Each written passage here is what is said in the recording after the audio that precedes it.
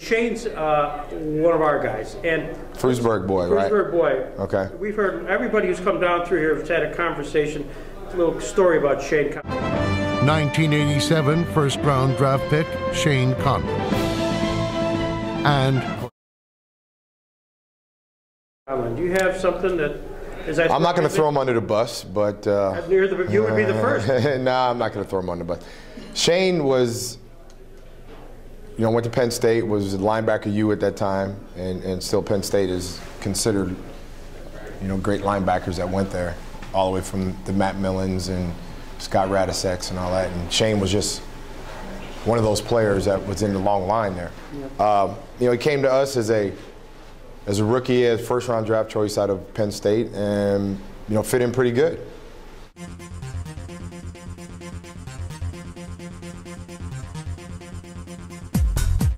Did you get a sense of the Bills at that time as that perhaps there were some good things coming? Well, something was about to change, and it's evident that something did change. But the Bills at that time were going through pretty much of a transition, coming off of back-to-back 2-14 seasons, and going through transitions with players and coaches and things of that nature. I think it was the right timing for me to be there at that time.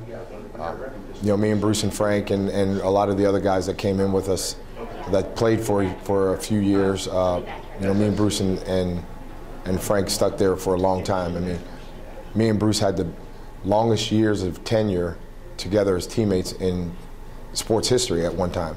What's Jim Kelly mean to an Andre Reed? What's he mean to me? Well, at the 20-yard line, still on his feet, to the 15, down to the 10, to the 5, in for the touchdown. Hey, I tell you, Jim not only was a great football player, he's a family guy, knows family really well. We all got the same values, what we think things are about and how we go about doing things. He expected a lot out of me, and vice versa. And I think we were good because of that. Because when we stepped on the field, I expected this from you, you expected that from me, and we kind of took that. The pride of that really made us better the year after, or whatever. Yeah. Thurman Thomas. Now running play, Thurman Thomas breaks it at the 25, still on his feet at the 20, gets down to the 15, the 10, the 5, and scores! To the city of Buffalo, to the Buffalo Bills organization, I love you. Oh, wow, jeez. Very outspoken dude. Very outspoken guy. I know Thurman was here last year, 2 years ago. And Thurman, he left his helmet. Yeah, oh, that's a good one. I like that. I'll tell him that. But yeah, that's a good one. Is that the one he found? I'm going to tell him that one. I'm going to tell him. Yeah, nice. Just a great football player and even better person. I think Thurman, when he came in '88, and he came to the Bills in '88 as a third round draft, first round, whatever. What round was he drafted? Second round draft choice from Oklahoma State. He really solidified what we needed, and it's all documented. Thurman's a Hall of Famer because of that. You mentioned Marv Levy. Where else would you rather be than right here, right now? Would you rather be than right here, right now? It inspired the fans. It inspired guys like me. Did it inspire you guys? Was this? Yeah, it was kind of like a definite saying every Sunday. I mean, usually right before the game, the special teams gets together, and when they're ready to go out, kick off or punt or returning. As soon as we get together, that's what Marv would say. Where else would you rather be than right here, right now? And there's not too many places you'd rather be than right there. Say, what's that 4-year block like? Able to accomplish what we did, it's unbelievable. I mean, how many teams get to the Super Bowl as many times as the Buffalo Bills? That whole run was a run of greatness, and history will show that there won't be another team to do what this team did. I think when people ask me about that, I said, well, you just need to, go back and try to see how that happened, if you could. It was probably the best 4 years of my life as far as football was concerned, because we always were up for the challenge, whatever it was. And it was a good teaching method, a good teaching lesson for kids and for anybody to never quit and just keep going and keep striving for the goal that you want to get. The Frank Reich game, which is really the Andre Reed game with the... No, that was a Buffalo fans, and that was their game. I hear the cheers of the crowd. Bills can win it here. Reich puts it down. The kick is on the way, and it is good. And the Bills have won it.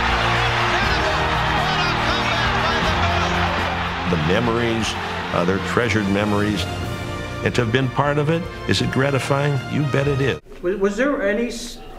You know, we're writing a book about this. You know. Oh, you really? Oh yeah. We got to write a book. We got together, and Marv has written a couple books lately, and I've talked to Jim and Thurman and Bruce and Darryl Talley and a lot of the guys about those years. We want to write a book about those years because, again, like I said before, it's a teaching method. Mm-hmm. It's a way to teach kids about perseverance. Actually, it was Frank Reich that said something. Darryl, who was our emotional leader at the time, he was more emotional and getting everybody up all the time on the sidelines. You know, we can win this game. It's not over. That kind of thing. You know, we're down 35-3. We're like, it's going to be a tough task in the playoffs, you know, even at home to try to, you know, win this game. So I think we took that into consideration, that we've had guys that maybe have been there before, like a Darryl Talley, who's been through some hard times before, you know, in the early days of the Bills when he was here. He was not going to let that, you know, curtail of us winning the game. Again, what did Bruce Smith mean to you and the team itself? The movie is rated R. Adult language and violence. Lots of...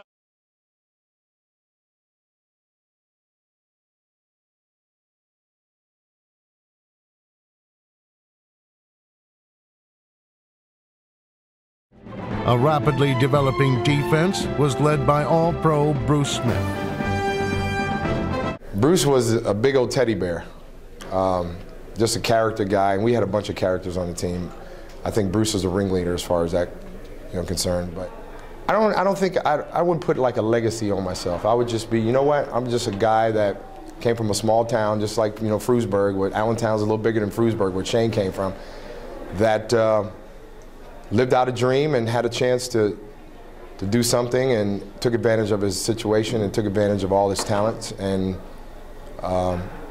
had the right and had the privilege to be around some great guys that helped me do that.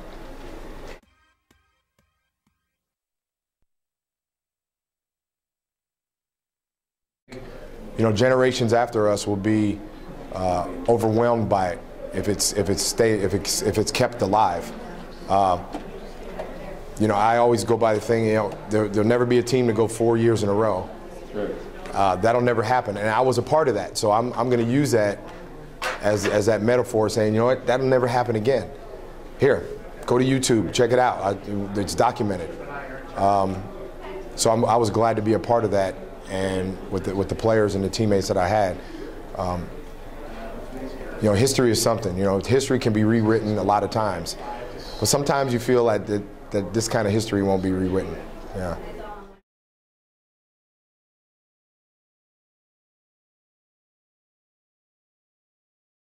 All people wanted in Buffalo was just once to say, yes, our time has come.